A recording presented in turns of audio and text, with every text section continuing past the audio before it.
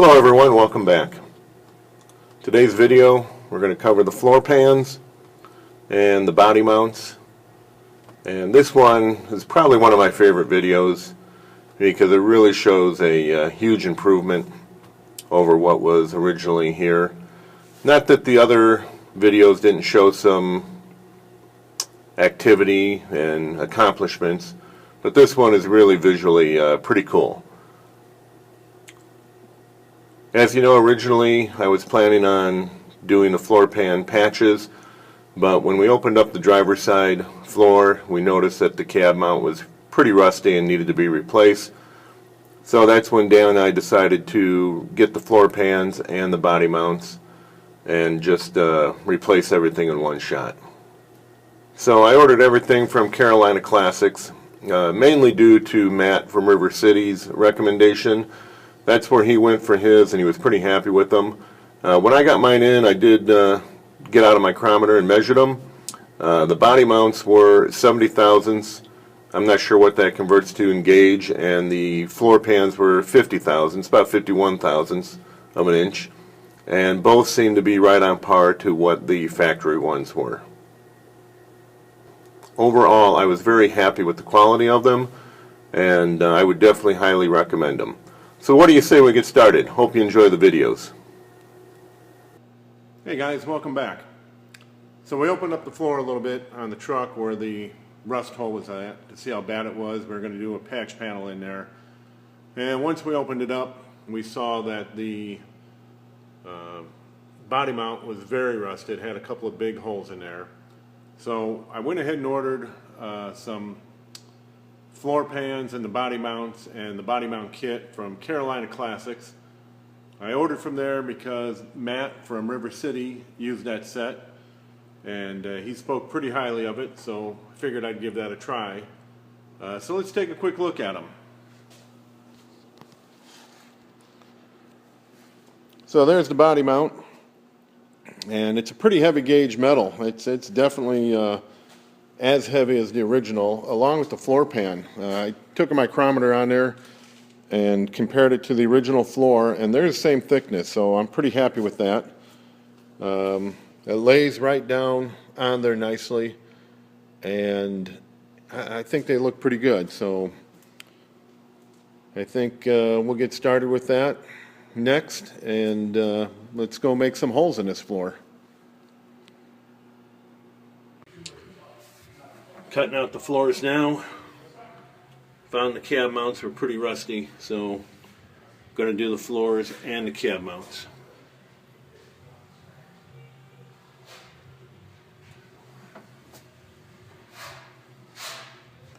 Alrighty, here we have the floor cut out. A bit of work to get it out, but it was worth it. Gonna close up the hole that's on the side here before we put in the body mount, but hopefully I'll get some video as we go along with that.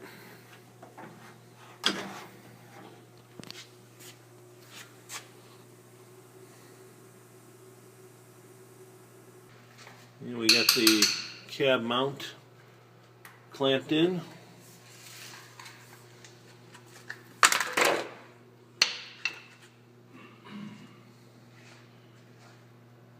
And I'm going to weld that in shortly.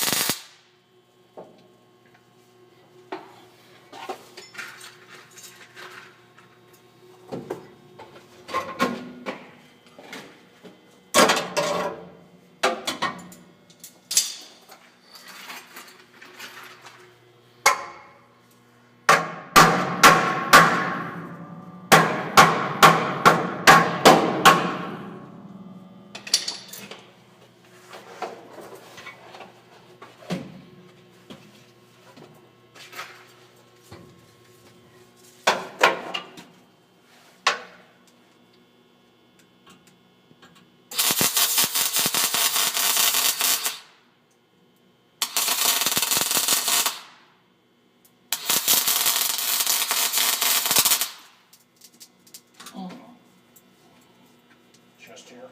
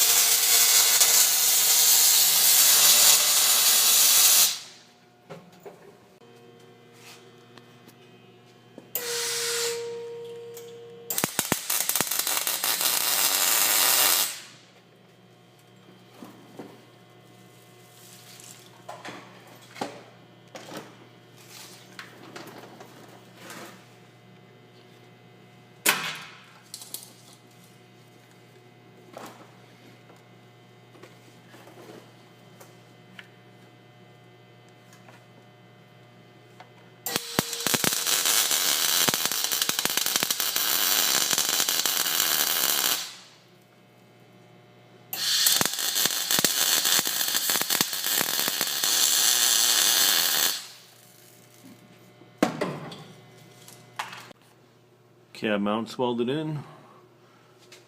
Trimming out the rest of the floor right now, and then we'll get the floor pan fitted in here.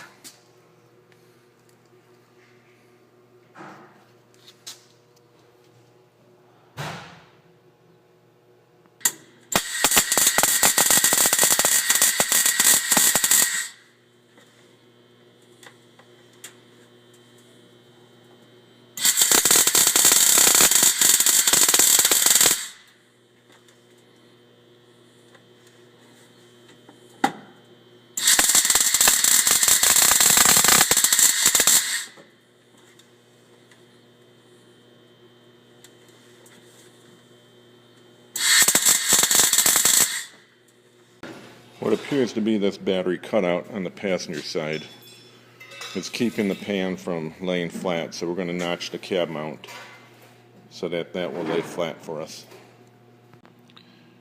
Here's a shot of the passenger cab mount in place with the new rubber bushings installed.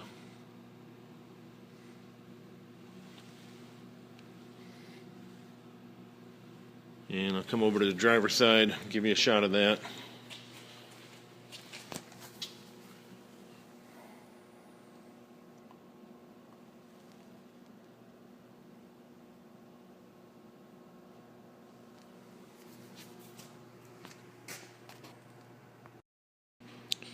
Here we are, guys. Wanted to give you a shot of the floor pans installed.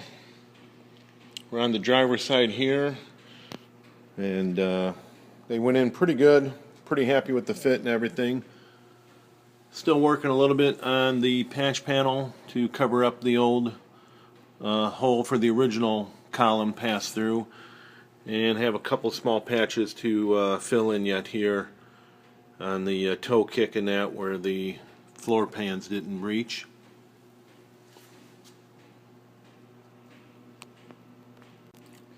We have the center pan tacked in and in place, and that filled that hole that was there pretty good. Sure you remember it. And let's take a walk around to the passenger side. So over here on the passenger side, the toe kick was in much better shape than on the driver's side. As you can see there. We still have to put seam sealer on both the top and bottom. And I bought Dynamat, so we're going to Dynamat the whole floor also.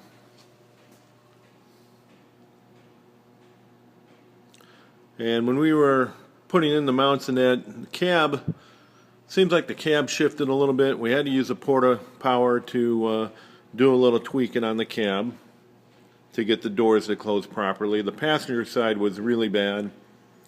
I could barely close the door. The driver's side wasn't all that bad. So let me show you the passenger door here. Closes very easy. Like I say, before we used the porta power, it was rubbing so bad you really couldn't even close the door. And the seams look pretty good now. Pretty happy with how they fit on there, so I'm going to leave it as that. And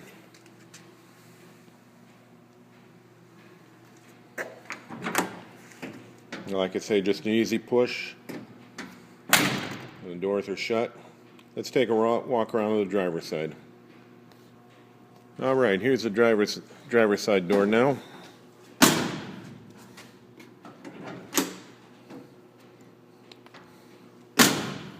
And both doors really open and close easier than when I bought the truck. So real happy with that. Take that with a 50-year-old plus truck any day. And here we are with the seam sealer. All done on the top side anyway. We'll get the bottom when we get the truck up in the air.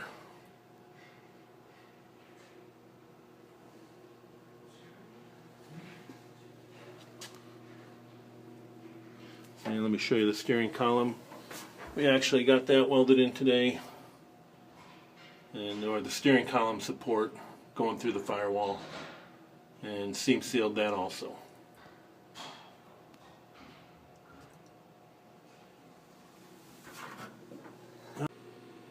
And here we are with the floors after I painted them. They are still going to get covered with Dynamat sound deadening and carpeting at some point. But I painted them with Rust-Oleum oil-based paint. It's just a brush on. Turned out pretty good for a brush, I think, and they're going to get covered anyway.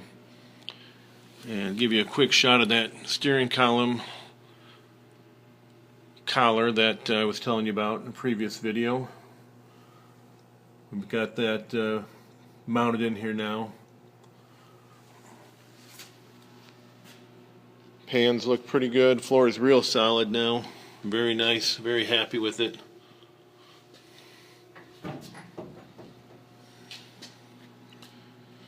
And got some other work to do with the brake pedal yet, so that's why that's out right now. But overall, I think it turned out pretty good. And here's a shot from the passenger side. Just wanted to give you both angles on this. But real happy with the product. It went on pretty easy, and it's got a nice finish. I mean, a little bit glossy for the interior, but like I say, it's going to be covered.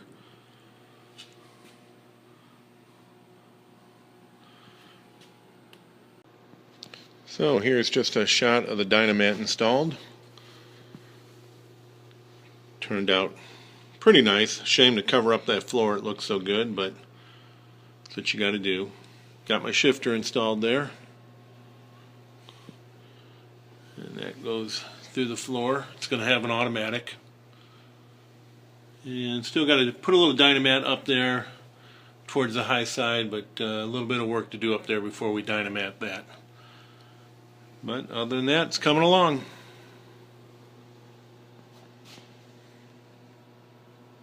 And here's the passenger side.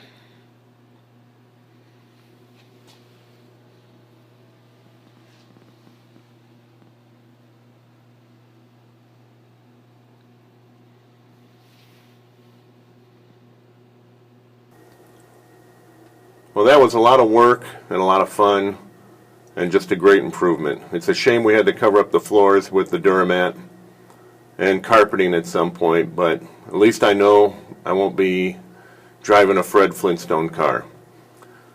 So this is the view from the inside of the truck. I hope you like this shot. Decided to do this just to change it up a little bit. And I'm really getting itchy to get this thing on the road and drive it.